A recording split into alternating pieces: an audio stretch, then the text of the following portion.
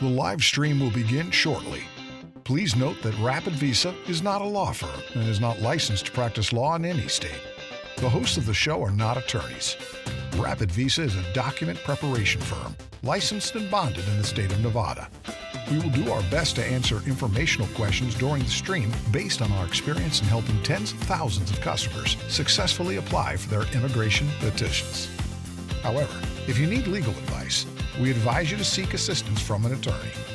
Please post your questions in the comments section during the stream for a chance to win a $100 RapidVisa credit towards a future service. Now, enjoy the show. Hello, my name is Rick. I'd like to welcome you to RapidVisa Live, now streaming on YouTube and Facebook. Ask your immigration questions in the comments section during the stream for a chance at a $100 RapidVisa credit towards a future service. Stay tuned because the winner will be announced at the end of the show. Please try to make your questions thorough and in one single comment so we have enough information to address them. I'd like to introduce Pam this week, and she's going to start us off with some news. Thank you, Rick. We'll start up with some news. The old I-693 medical exam forms soon to be rejected. The USCIS has updated to a new version of Form I-693, Report of Medical Examination and Vaccination Record. However, until the time of this recording, they are still accepting the old version of the form. Starting September 23, 2019, the USCIS will only accept the 7/15/19 edition. Until then, you can use the old version of the I-693, which is the 10/19/2017 edition. You can find the edition date at the bottom of the page on the form and on the instructions. If you're applying for adjustment of status to become a lawful permanent resident, you will use this form to establish that you are not inadmissible to the United States on public health grounds. As a requirement, this medical exam must be no more than 60 days old when the associated petition is received by the USCIS. Because this medical exam record is sealed, RapidVisa has no way to confirm your form's edition date, and therefore it is the responsibility of the applicant to make sure that the edition date is current. Otherwise, your entire petition will get rejected by the USCIS, or you will receive a request for evidence requesting the new form. Please give us a call if you have any questions. Ryan and Chris ask, is it true that you can be denied if you make mistakes during the interview at the U.S. Embassy in Manila? Basically, everything comes down to the discretion of the consular officer conducting the interview and asking the questions. If you're filing for a fiance visa, they're looking to see that you truly intend to marry within 90 days after you enter in the United States. If you're filing for a spousal visa, they're looking to see that you have a bona fide, legitimate relationship. If you've commingled finances, you've had a long-term relationship, you've been communicating, you've visited several times. But usually you're not going to get denied for just making a simple mistake in the interview. A lot of times, if you realize you make a mistake, you can come back and correct that, and you can ask the consular officer to repeat the question if you don't understand it. Listen carefully, intently. Make sure that you understand what they're asking, and if you don't, simply ask them to repeat the question. Now, sometimes the consular officers will try and push you into answering questions rather quickly because they do have to interview quite a few applicants, and a lot of times they're actually trying to trip you up a little bit. But that's okay. Just relax at the interview, slow down, and if you don't understand the question, ask. But again, to answer your question, you're not going to get denied for making a simple mistake. Worst case scenario, they may submit what is called an RFE, a request for evidence, and they want to see additional supporting evidence. But you should be fine. Okay, next question is from Facebook, Sonia Joseph. I'm filing for removal of condition and it has been 6 months and haven't heard nothing. Is it possible to file for citizenship? Well, first and foremost, that is actually the norm now. There's so much delay in almost all petitions, not just the removal of condition application. So that is normal. All our customers now has been experiencing the same thing. They even extended your green card from 1 year to 18 months now because of the delay. And As for your second question, can you file citizenship while your removal condition is pending? There is no prohibition. I think you can, but the only downside is that they will not resolve your citizenship application if the removal of condition is still pending. So it's up to you. But our advice is that you have to wait until your removal of condition is resolved and you get your 10-year green card before you file your citizenship, because they have to resolve first your removal of condition before they decide on your citizenship. Okay, Tyler Crawford on Facebook states that me and my soon-to-be wife live in Germany together, and we are about to begin the process for her visa I-130. My question is, after the petition has been accepted, am I allowed to move to the States so I can get everything prepared so it's easier to transition for her? I'm not sure which one is the U.S. citizen, or if you're a green card holder or what the case is. But if you're the U.S. citizen, of course, you can move back to the States. If you're the applicant, that's not always recommended, moving to the States, even though you can come in on an ESTA visa and on the visa waiver program, because at a minimum, they're going to have to go back there for the interview process anyway. It's usually recommended that you let the process take its turn and complete the visa process, receive the visa, and come to the United States. And then shortly after you enter the United States, you would receive the green card shortly after, usually about 2 weeks or so. But if you're the U.S. citizen, absolutely, you can come to the States. Matter of fact, when it comes time to submit your affidavit of support, that's the I-64 form, you actually have to prove that you have a U.S. domicile. That's a U.S. residence. So you're going to need that anyway if you don't already have that. And if I didn't address the question properly and I don't understand all the details, feel free to give us a call and we can probably provide you with some more information on that. Yeah. Okay. Next question is from Nuwana. I am scheduled to attend the IMX convention this September 10 to 12. What are the procedures I need to go through to get a visa? Oh, okay, so I'm assuming you will just be applying for a tourist visa, right? So if you're applying for a tourist visa, it's just pretty straightforward. You'll have to go. We offer it too. You can go to our website rapidvisa.com, check the requirements, but the only important thing to prove when you're applying for a tourist visa is that you have every intention to go back to your country. You are only be here in the United States for tourism, and you don't want to overstay. So if you can provide proof, or you can show satisfactory proof to the consular officer that you have every intention to go back to your country, such as you have a stable job, you have a business, you have families back home, or you have legitimate occupation, then it would be, I don't think you will be denied. But yeah, sadly, based on our, from what we heard from our customers, it's really tough to apply for a tourist visa and get approved because the denial is pretty high. But if you can prove that you have intention to go back to your country, then there's nothing to worry about. And just to add to that real quick, the process is really short for a tourist visa or a visitor's visa. You go online, you complete form DS-160, it's an online form. You'll fill out the questionnaire, you'll pay a fee, $160 for the interview fee. Usually get an interview in approximately 4 to 6 weeks or so. You'll attend the interview, and you should find out right there at the interview process whether you're approved or denied. If you're denied, you can apply multiple times. Although it's been our experience, as Pam pointed out, the denial rates for tourist visas are very high. And if you were denied on the first visa, more than likely, there's a good chance you may get denied again. So those are a little bit tough, but you want to make sure that you have a good, sound reason. You stated you're going to a convention. Make sure that's well documented. Make sure you have your travel itinerary, all of your plans, your receipts, everything. You want to prove that you can afford the trip and that you can afford to come back.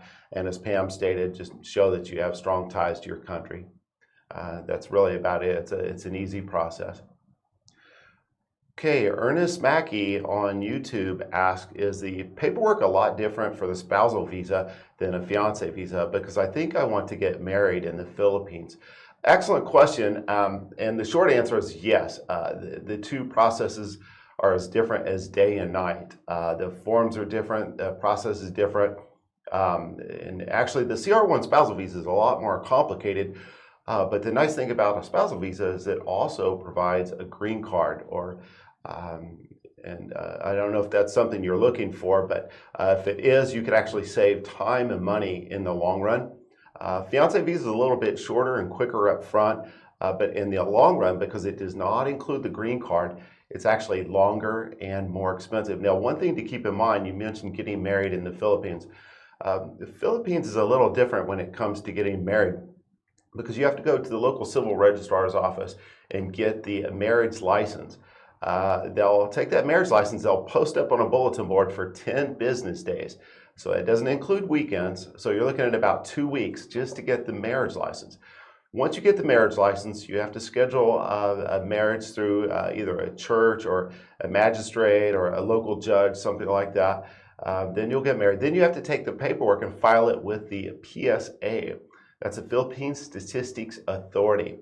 It has been my experience when I was married over there, it took about 2 to 3 months to get our paperwork back from the PSA. And you cannot start the visa process until you have that certified marriage certificate from the PSA. So keep in mind, right now the spousal visa is taking about anywhere from 7 to 10 months on average to process with the USCIS, National Visa Center, and the interview at the embassy. But on top of that, you've got 2 to 3 months just to get the marriage certificate. So it could be a long process. That's why a lot of our customers choose to go with the fiance visa, because you don't have to wait all that time. So keep those things in mind when you're considering or trying to choose which is best for you. It comes down to time or money, sometimes even both. But I would look at all of your options. Okay, so next question is from Guara M from YouTube. Hi, I'm from India. It's been 45 days since my documents have been qualified by NVC for CR1 case, but not receive any interview appointment date. Could anyone please help me knowing it why there is a delay? Okay, so I'm assuming you have already submitted, uploaded and submitted your documents online, financial documents as well as civil documents from the beneficiary. Now that they are going through online submission, you can actually check your status online. There is at the travelstate.gov. You can check it.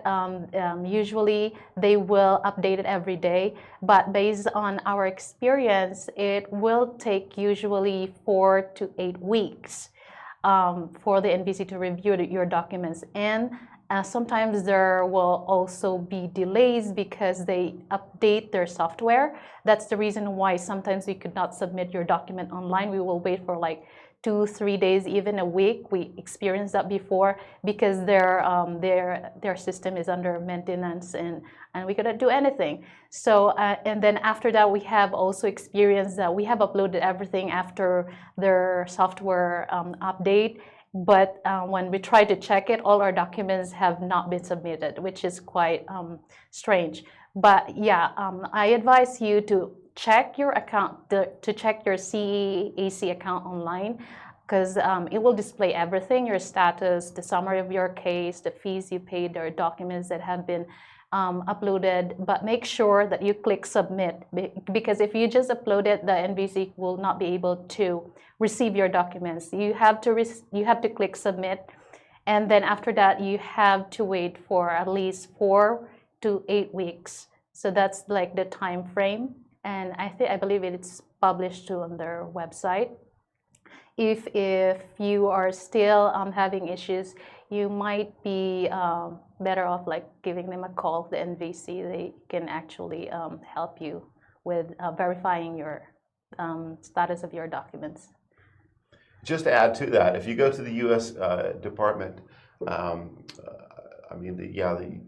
MVC website, they're actually posting on there right now that's saying do not even contact them till after 60 days. So the U.S. Department of State, they're saying that right there. So even if you call them before that, they'll tell you the normal processing time is 60 days. So I would wait till then, but I wouldn't wait much longer after that. As Pam stated, I would give them a call if it's at the 60-day window. As most of you may know out there, the MVC and the USCIS, they're all backed up right now. Their caseloads are quite large, and they've been issuing a lot of RFEs, that's requests for evidence, documents. We're seeing more RFE letters now than ever, and unfortunately, it's a double-edged sword. It's creating more work for the USCIS and for the National Visa Center, but it's referred to as extreme vetting. And they're just making sure that these are legitimate cases that are being filed, but they're really backlogged right now. So if we give you an estimate on a time frame and we tell you, 4 to 8 weeks, well, you may have to add another 2 to 4 weeks to our estimates. We're giving you information based on what we're hearing and receiving from our customers, but everything's in flux right now. It's changing every day. And, we hear from some customers that say that it has taken far longer than what we've estimated, or far longer than what's posted on the government websites. Again, I'm just sharing this information with you, and we share it with our customers as a professional courtesy. So take these timelines with a grain of salt. They're just estimates, because I don't want to have our phones ring off the hook telling us that you said this and that date, and we're just trying to help out the best we can, so keep that in mind. Okay, next question comes from Hazan. On 8th of March 2019, my spouse visa case has been returned to the National Visa Center after being on administrative process for 4 months. My interview was on November 8th of 2018. What can you do next with me? Unfortunately, there's not a lot you can do in a case like this until your paperwork actually gets back to the USCIS. Okay, what's going to happen is when you go into administrative processing and they did not approve your visa, they'll send it back to the National Visa Center. The only reason it goes to the National Visa Center is that that's just the process, that's just the path. But the place where it's going to end up is the USCIS. Okay, that's where your case started. So it just goes back the opposite path. And unfortunately, this is a long process. Okay, we've seen this quite a few times. Generally, it takes about 2 to 3 months to get back to the USCIS. And unfortunately for you, if you call the U.S. Embassy, they're going to tell you that the case is not in their jurisdiction. They can't assist you. And if you call the National Visa Center, here's what's going to happen. They're going to tell you, we don't have your case, because when they receive your case, they only have it for a few days, and they're going to forward it on to the USCI. So what I've found in our experience, it really doesn't do you any good to call the MVC or National Visa Center. You're just going to have to wait till it gets back to the USCIS.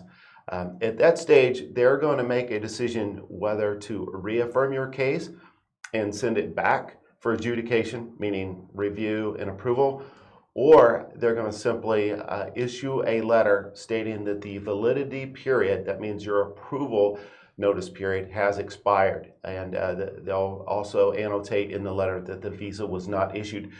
And unfortunately, they don't give you any reason for denial. So if they did not tell you at the interview why your case was being returned or why it went under administrative processing, you're probably never going to know why you were denied or why you were found ineligible. More likely, you're going to have to submit what is called a FOIA request. That's a Freedom of Information Act. You can do that online. You may also contact your congressman or senator to have them submit a FOIA request on your behalf or submit a congressional inquiry. But we're seeing more and more of these letters come back and where the cases are being returned with no reason why. But a lot of times when they submit the FOIA request or you submit an inquiry through your congressman or senator, you'll find out it's because you did not prove that you had a bona fide, legitimate relationship. That's usually probably the number one cause. The number two causes for financial reasons. The consular officer felt or believed that you were going to become a public charge. Now, I'm not saying that's true in your case. I'm just throwing out the top two things that we're seeing here recently.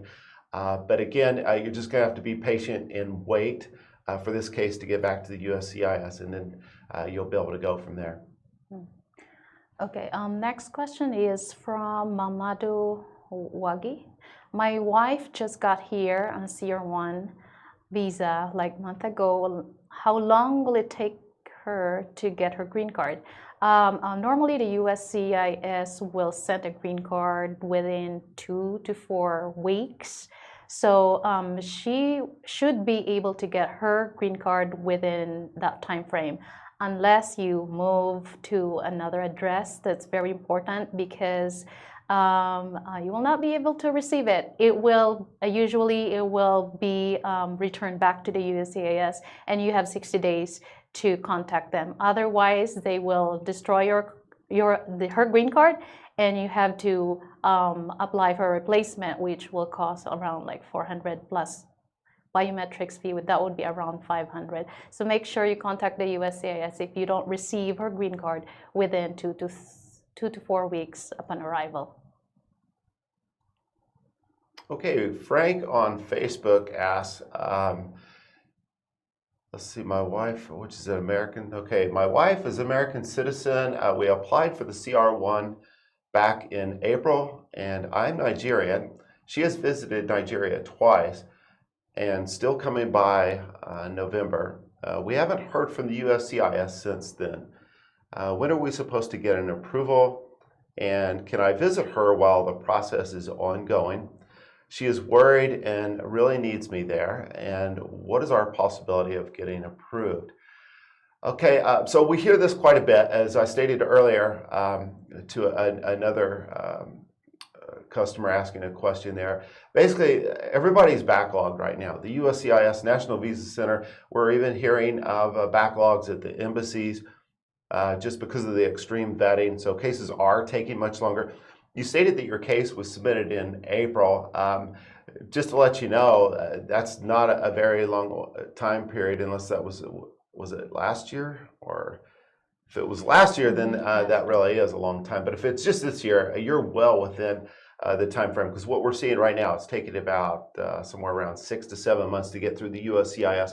You're looking at another 2 months to get through the National Visa Center, another month to 2 at the embassy. So you're looking at almost 7 to 10 months on a spousal visa. And we've heard of some cases taking up to a year.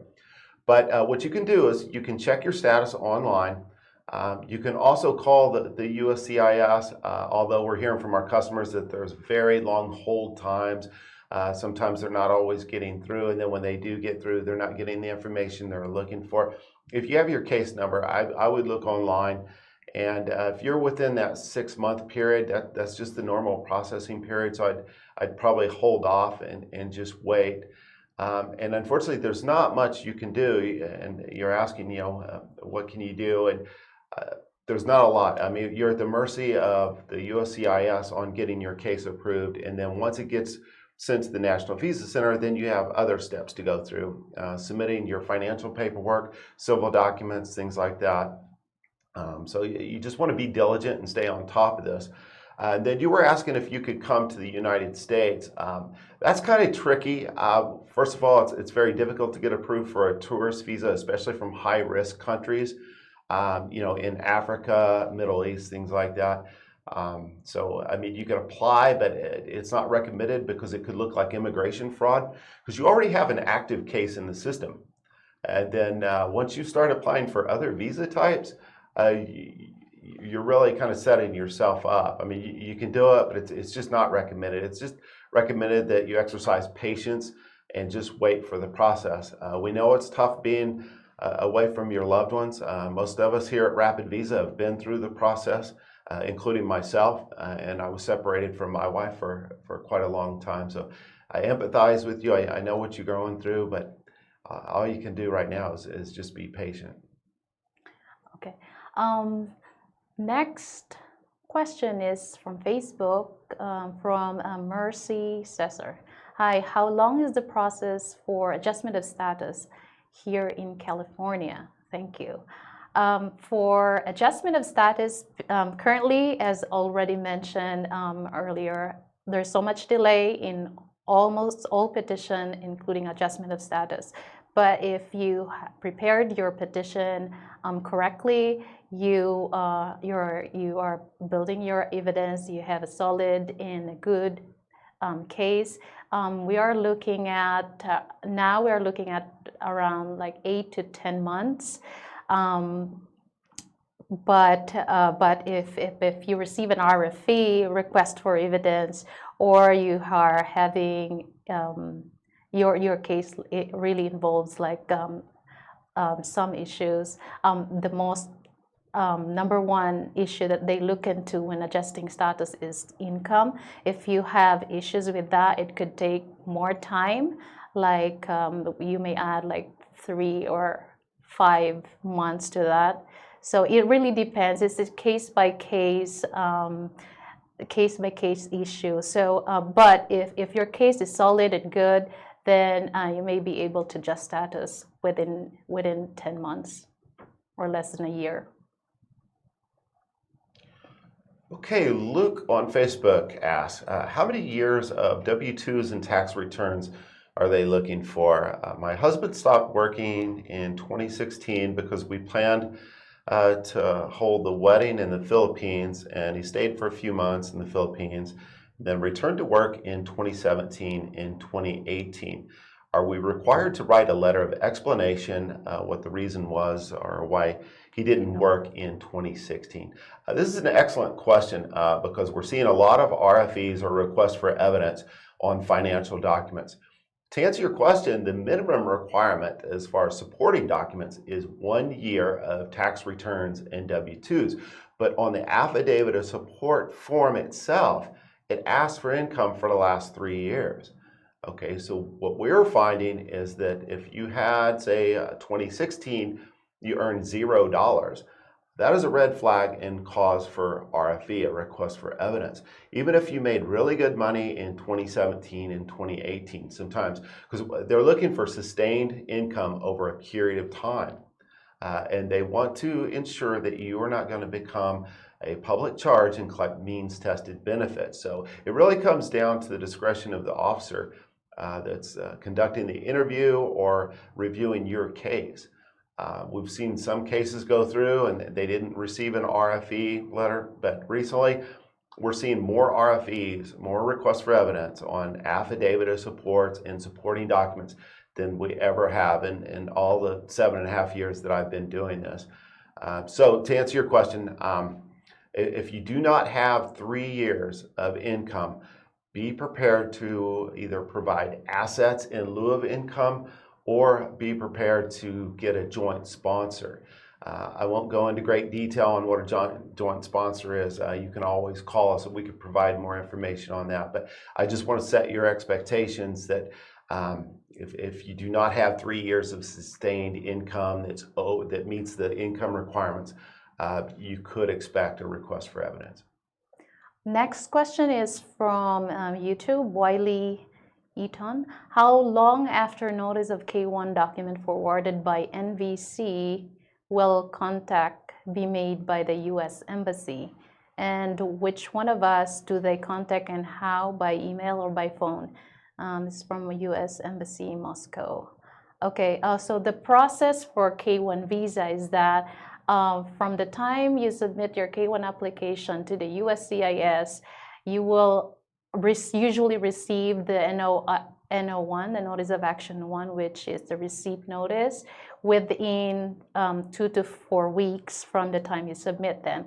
After that, you will receive within around 3 to 5 months, depending on your case, for your, you will receive the NO2, which is a Notice of Action.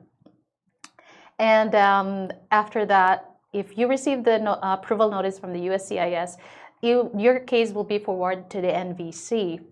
The NVC will usually contact the petitioner as well as the beneficiary through email and also by phone. If you have included on your application the form G1145, the e-notification, they will send notification to the contact information.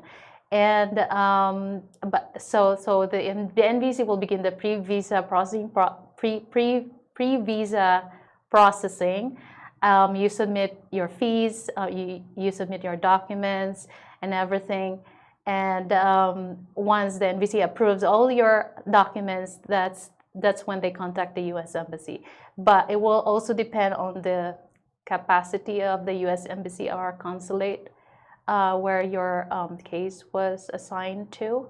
So yeah, it all depends. You will have to wait till you receive the letter, the appointment letter from the embassy. Okay, Earthen Mick states that I couldn't produce the police clearance and my case was in administrative process because of it. I'm in Bangladesh. They say they usually finish administrative processing in 60 days. I explained why I couldn't produce the police clearance by letter. Is it possible to have a K-1 visa without the police clearance? Just to let you know, yes, you're correct. Usually administrative processing lasts about 60 days. If they cannot make a decision within 60 days, they may send your case back to the USCIS. But to answer your question about getting approved without it, to be honest with you, I have not seen a fiance visa get approved without providing all the required documents. And a police certificate is probably one of the most important documents that they're reviewing. And that goes for both the petitioner, U.S. citizen, or the alien beneficiary. That's the foreign citizen. They perform background checks on both, and they want to make sure that the alien beneficiary coming to the U.S. is not going to be a harm to the U.S. or their citizens. So they perform these background checks, and how they do that is they request police clearance from every country that you've lived or worked in since age 16. And you must provide these documents. I've heard of folks submitting letters before stating why they were unable to obtain certain documents, but I've never heard of a consular officer actually accepting those. So you may receive what is called a request for evidence, and they'll ask you to obtain those. Now, there are some exceptions to the rule, and that is when the embassy itself states that if you are living or residing outside of this country, you can no longer obtain said records from this particular country. Now, if that's the case in Bangladesh, you may be able to write a letter stating that because I no longer live there, I can't obtain those. Or if you're living in another country and you can't obtain those from a different country. But basically, it depends on your situation. But from my experience, you're going to have to produce that record, and you can go online to the U.S. Department of State. They have a reciprocity schedule, and they give you instructions on how to obtain those documents. Even if you're living outside the country, a lot of times you can submit a request by mail. You can go to the foreign embassy in the country that you're residing in, and you can get fingerprints and submit a request through there. But there's many different ways to obtain these documents. So if you need some assistance on that, I can't make you any promises, but give us a call. We may be able to point you in the right direction and help you out there. Okay, next question is from How To YouTube. Can I bring my spouse? Can I bring my spouse? What is the possibility of approval? She is in asylum status in Italy. She is from Bangladesh, and I am a U.S. citizen. Okay, if you're filing for CR1, I don't think this being in her as an asylum status in Italy doesn't have.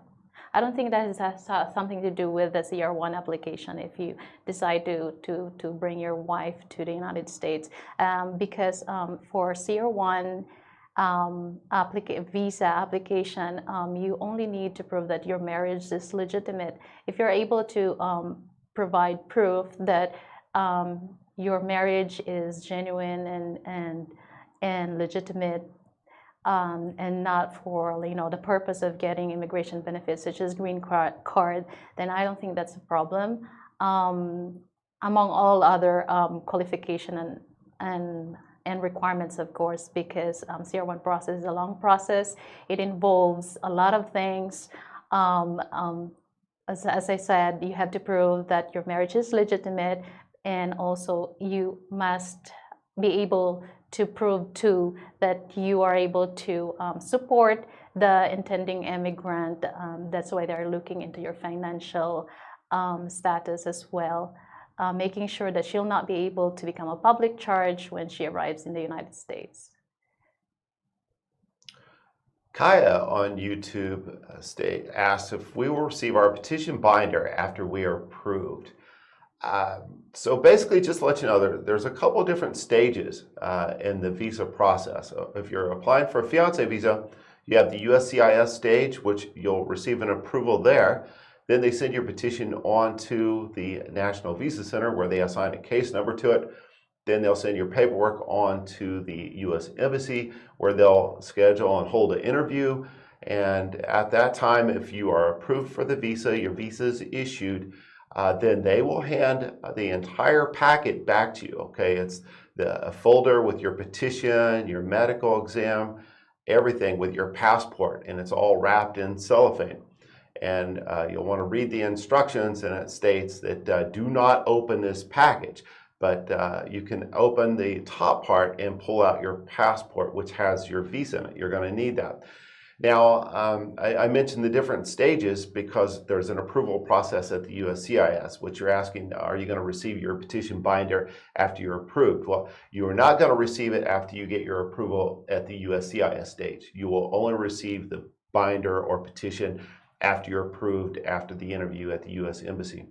And the same goes for the spousal visa. You have the USCIS stage and the National Visa Center stage and embassy stage. You'll receive your petition after the interview, the same with the spousal visa and the fiancé visa. So, and you do not get to keep those documents if that's what you're asking about. So that's why we tell everyone to always submit photocopies of your supporting documents and your evidence. So hopefully you don't have any original documents in that binder, and I'm assuming that may be why you're asking about it. But again, you get the binder, but be very careful to read the instructions. It'll tell you where to open the packet to pull out your passport. We've had a lot of, not a lot, but several customers who actually opened up the entire petition. And then they had to submit it back to the U.S. Embassy. They had to repackage it and had to reissue the whole entire packet, and that delayed them by a couple of weeks. So be very careful with that. Oh. Okay, the next question is from Ricardo Bernacci. My interview is on October 25 for the K1 visa. I already requested for the police report. I will get it this week. It will be about 2 months early before the interview. Is that a problem? Well, first and foremost, is the police report required when you receive your appointment letter? So it all depends, because usually they will list the instruction that you, as a beneficiary, if you're the beneficiary or the beneficiary, to bring during the embassy interview. If this is required, then I think if it's 2 months early, because usually based on our experience, a police report should be 6 months old. So, but you also did not mention the country here. But generally, they will only they accept police or any kind of documents which is like 6 months old. So I don't think this is a problem. But make sure that it is one of the requirements on your appointment letter or your interview letter, embassy interview letter. Okay, Vanessa Rush asks, how long to have a Social Security number after we've already sent the adjustment of status into immigration? So I'm assuming you're talking about referring to the Social Security card. You should receive the Social Security card approximately within 2 to 3 months. It's right around the same time that you receive your work permit. There's a combo card that's going to be sent out to you. Usually takes about 2 to 3 months to come out. And the combo card is your advanced parole, which is your travel permit, and your EAD, which is the employment authorization document. But you should receive that card. And if you don't receive it at the same time you receive the card, then you want to contact the Social Security Administration, and they should have your case on file, or at least your information in their database, and maybe should be able to give you an update. Also, in most major cities, you have a Social Security Administration in the larger cities. You may be able to go to that office, and they may be able to look up the information for you. But it's about that same time, around 2 to 3 months. Now, again, as I've stated, I'm starting to sound like a broken record, but all of the agencies are backed up, and the caseloads are piling up, and things are taking longer than what we've been telling people. So again, keep in mind that the numbers that we're throwing out, the dates, time frames, those are simply estimates. So don't hold us to that, but it's just a rough estimate. Next question is from Patil Indrajit. No, from Dominic. I'm sorry, from Dominic Piera. Okay. Hi, is it possible for me to apply for RapidVisa? I am a gay, and in my country they don't like gays, so it is not safe here. Oh, okay. So first and foremost, let me clarify, RapidVisa is not a government agency. You don't apply in RapidVisa. We can help you with your visa application, and specifically family-based visa applications. So we are just document prepare. We prepare your documents and we submit your documents to the government, to the USCIS. If you're a gay, I don't think that is a problem. I don't think they discriminate. We even have customers. We have a lot of customers here who are gay, and we also have a lot of customers have criminal backgrounds. We even have customers who have capital charges, and it's not a problem. So being a gay, I don't think it's a problem for any visa application. Yeah. It depends on which type of visa. Some countries do not recognize, gay marriages and things like that, but they're okay with the fiance visa. So again, we are not attorneys. We can't give legal advice or provide legal representation. We can prepare your documents. So the onus really falls on you to basically know or find out whether or not it's legal in your country, because we don't want to get anyone hurt or in trouble or anything like that. But I can tell you from our experience, the fiance visas in most cases have been processed with no issues or problems. It's usually the spousal visas where there are issues, because a lot of times the consulate and embassies will abide by the country's laws and follow those. So maybe do a little more research and find out. Next question comes from Indrajit Patel on YouTube. Hi, my wife gets the document approved letter on 6th June, but still haven't received the interview date. Okay, what date they release her visa bulletin? How do we contact them? So visa bulletin. So I'm not sure I fully understand the question, but I'll break down the process for you. On a spousal visa, you're looking at about 7 to 10 months. You're looking at about 6 months at the USCIS stage. You're looking at about 60 days or 2 months at the National Visa Center stage. And then you're looking at another month to 2 months at the embassy stage. And I'm not sure what you mean about release visa bulletin, if you're talking about maybe a priority date. So I'm not sure if, or yeah, it could be a green card holder. In that case, then yeah, you would have to wait for your priority date. And right now, those are taking about 2 years. But maybe if you contact us, provide more information. But right now, like we've said numerous times with different questions, different callers, the caseloads are piling up and the time frames are taking much longer than normal. Okay. Next question is from Steven Jackson. I am a disabled veteran. Is healthcare through VA considered a means-tested benefit? And after we marry, can I add her to my benefits while we are waiting for her AOS adjustment of status?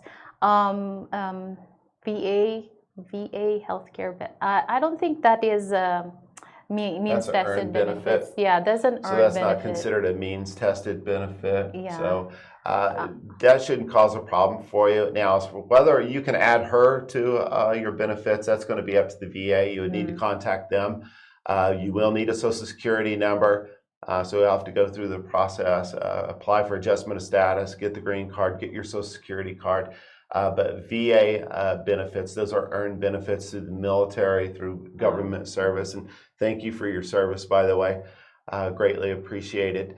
And but as far as adding them to the benefits, it's just like adding anyone to any benefits. You'll have to contact those agencies. We primarily focus on document preparation here for family-based immigration visa.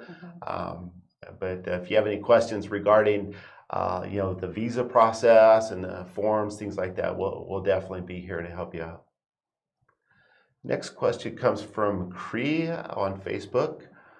Good morning. My 2-year green card expired July 12th, and I'm married to a U.S. citizen, but I'm still in the Philippines since January. For some private reason, how am I going to get back to the U.S., and what kind of a visa should I apply for? So basically, if you allowed that your green card to expire, more than likely you're going to have to explain why. That's not something that most folks usually do, but you should be able to apply for the visa again. Unfortunately, there's no shortcut. You're just going to have to start the process over again.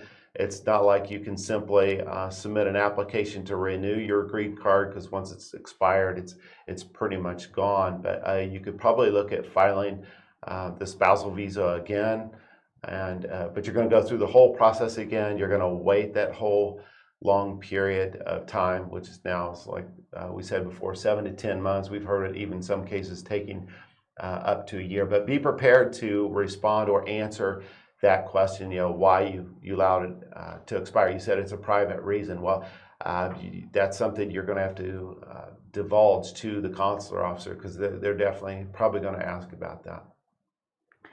Okay, the next question is from Natasha Cedida Hayes. I'm filing for K1 visa petition. Is it a big deal if my fiancé doesn't remember his past work history?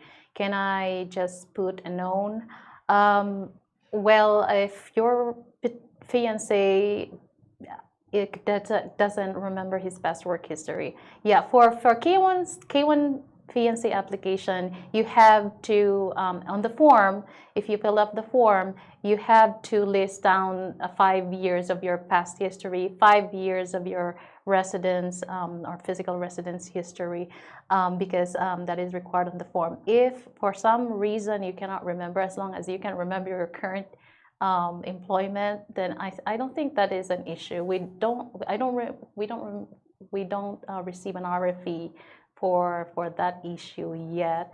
The important thing in K1 visa application is that you have to prove that your relationship is legitimate, and you have met your fiancé for the last couple of years, 2 years. That's the 2 most important points to remember in K1 visa.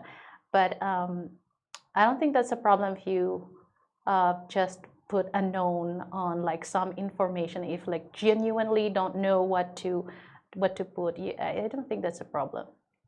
What they're really looking for here is information for the background check to see what countries you've lived in, which countries you worked in, and I'm assuming it's the alien beneficiary that can't remember the work history, because that's usually the case. And a lot of times, you could write down if they were a student or if they were unemployed. A lot of times, people in some countries work under the table. They weren't really documented, if you will, and they were paid cash. Maybe it was part-time work. Maybe it wasn't a real full-time industrial type job.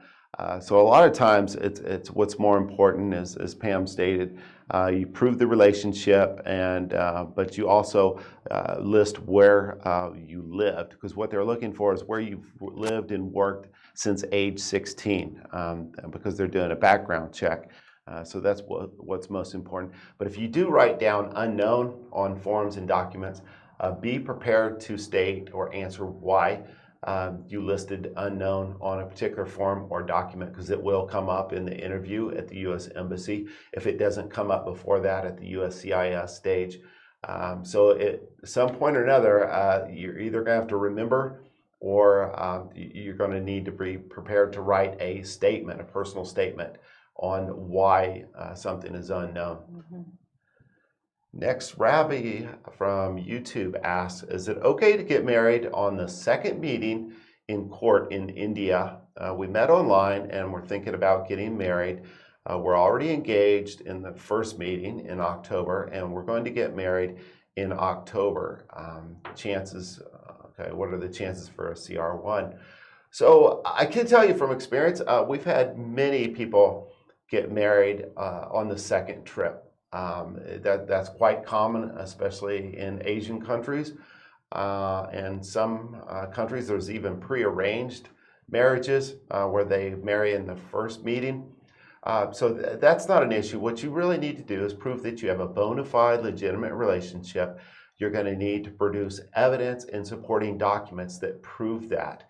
Okay, commingling finances, having joint accounts, having credit cards together, utility bills together. And I realize that if one person is living in India and another person's living in the United States, that's kind of tough to do. But you just need to provide as many items as you can. You can add folks to your insurance policy as a beneficiary. You can also show supporting evidence. There's a lot of different things you can do. And if you don't have all those types of evidence showing that you're commingling finances, then at a minimum, you probably want to meet multiple times and have proof and evidence that you've met each other's families and that you spent time together. You communicate often, and you're going to need to be able to prove how you communicated, whether it was through social media, email, phone records. You want to document everything because long distance relationships may be easy for you and I to understand and accept, but it's not always the case with consular officers, because it's their job to prove that you do not have a bona fide legitimate relationship, and it's your job to prove that you do. So gather as much evidence as you can, and I wouldn't be worried about the second meeting and getting married, because that's quite common. Okay, the next question is from Regine May Iso. Hi, I've been in the US for almost 2 months now. We processed our K1 visa with you guys for only 8 months from start to VOH. My question, first and foremost, thank you for being a valued customer and congratulations on your K1 visa. So you're adjusting status. So the question is, do you have an expiration to when you can process? There is no expiration, but you will be out of status after your your authorized stay expires, because usually that is stated on your I-94 when you enter the United States. So if you're out of status, you cannot work, you cannot travel outside of the United States. There's a lot of things you can't do. And also that might become an issue later when you're doing your AOS, because now they are really actually scrutinizing every petitions they receive. So at RapidVisa, we highly suggest that you do your adjustment of status right away after getting married. You gather all the documents required, fill up all the forms, so that you will not encounter any issues later on. Okay, Bernache Ricardo says, hi, I'm from Haiti, but my interview will be in Santo Domingo. The MVC letter is dated until October 14th, but my interview will be on October 25th. Is that a problem? I'm not sure exactly what you mean.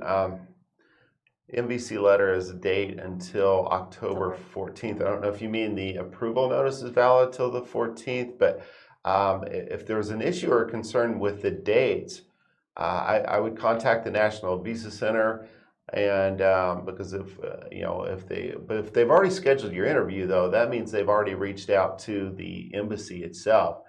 And so you may even contact them just to find out. But I can tell you this, if the process is taking longer than normal, which most of them are, they'll automatically extend your validity date, okay? As long as you're pursuing the visa and as long as you're being proactive, what that means is you've contacted them, you're following through the actual process. If they told you the interview date is the 25th, then I have to believe then that date is fine, so you shouldn't have to worry about that. But I'm just not sure what you mean by the MVC date. The letter is dated October 14th.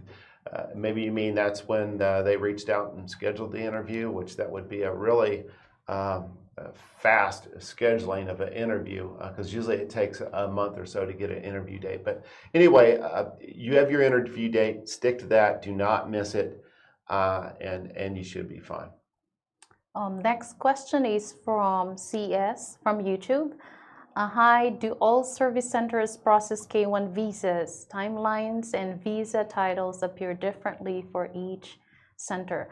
No, for K1 visa, the service center for K1 visa, or when you file your K1 visa application, you have to file it to the Dallas, Texas service center. That's where they process all K1 visas regardless of where your residence. Timeline varies, as already explained earlier, but for K1 visa, usually it will be processed around 6 to 8 months if you don't have any issues or your case is solid and good. But if you receive an RFE, it can add up, so it may be like 8 to a year. So yeah, so the different service center, different visa, but for K1 visa, it will all go through the Dallas, Texas service center. Yeah, just for clarification, so in Dallas is the lockbox. Oh, lockbox. And that's where your petition will initially go. And then the USCIS will look at your packet, and then they do what is called load balancing. They'll find out which processing center has the least or fewest number of cases, and they'll send your case there. Back in the day, 3-4 years ago, they used to send the petitions to a processing center based on your zip code, your address. Well, that's no longer the case. Now they do load balancing. But there's multiple processing centers that handle the K1 visa. You have a Western processing center in California. They have an Eastern processing center. There's the National Benefits Center. So there's several different processing centers. I've even seen cases be processed in actual Texas as well. So they'll go all over. But as Pam stated, initially your petition is going to be mailed to the lockbox in Dallas, Texas. And they will decide which center your case goes to. And it usually takes them a few weeks to receive it and to process it and then send it out. Okay, Natasha Hayes asks, if I happen to use RapidVisa services and I receive an RFE, is it RapidVisa's fault? What will be done? Actually, to the contrary, and thank you for the question. We tell you right up front that more than likely you're probably going to receive an RFE, and it's usually not the fault of RapidVisa because generally we stand by our paperwork, our forms, and I believe we do a very good job on that. Now, if you received an RFE for supporting documents, we also tell folks that the onus falls on them to provide the documents. And here's why. I'll give you a perfect example. We work with over 184 countries, okay? And as you know, in the United States, we have 50 states, and each state has multiple counties. Every county and every city has a different form of a document, whether it's a birth certificate, a marriage certificate. There is no way RapidVisa could be familiar with every document, even in the United States, let alone all over the world. Okay, some countries have family booklets, some have certified documents, some have documents that look like they were printed on a napkin paper. Okay, I'm not kidding you. So anyway, to make a long story short, it's usually not the fault of RapidVisa for an RFE.